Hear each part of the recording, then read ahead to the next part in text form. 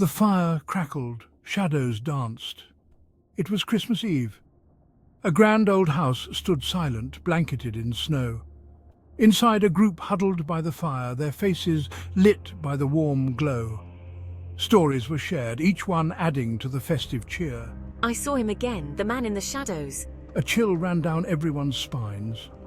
The festive atmosphere evaporated, replaced by an uneasy silence. The story the girl told was unsettling. A ghostly figure she had seen more than once in the grand old house.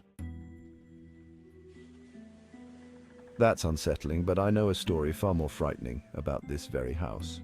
Douglas, a frequent visitor to the house, was known for his calm demeanor and captivating stories.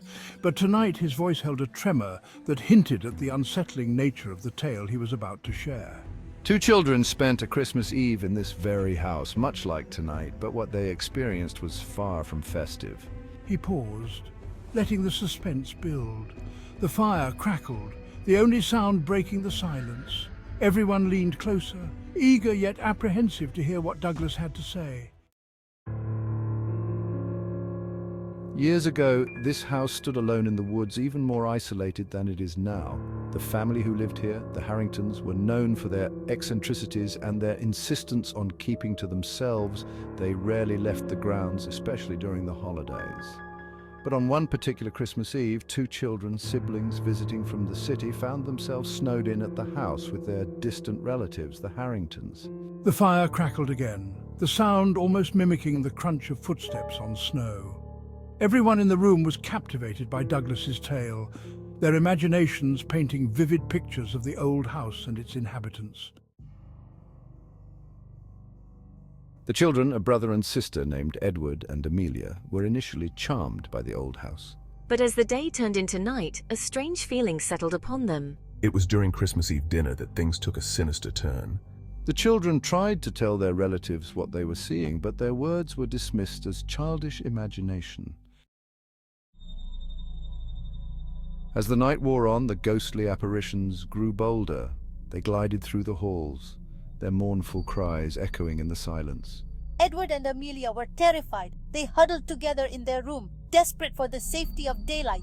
But the ghosts were relentless.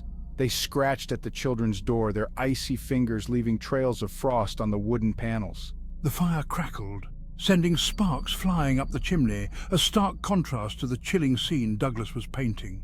The listeners sat frozen, their breaths catching in their throats. The children's experiences that night were so terrifying that they refused to speak of it for years. It wasn't until they were much older that they finally confided in someone. A woman I knew.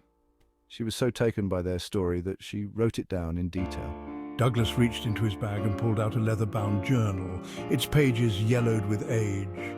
This is her account of that terrifying Christmas Eve. He placed the book on the table, its presence casting a long shadow in the flickering firelight. The room fell silent, the weight of the untold story pressing down on everyone present. The story of the two children, once dismissed as a childish fancy, now held an undeniable air of dread and anticipation. Everyone in the room was left wondering, what horrors did those pages contain?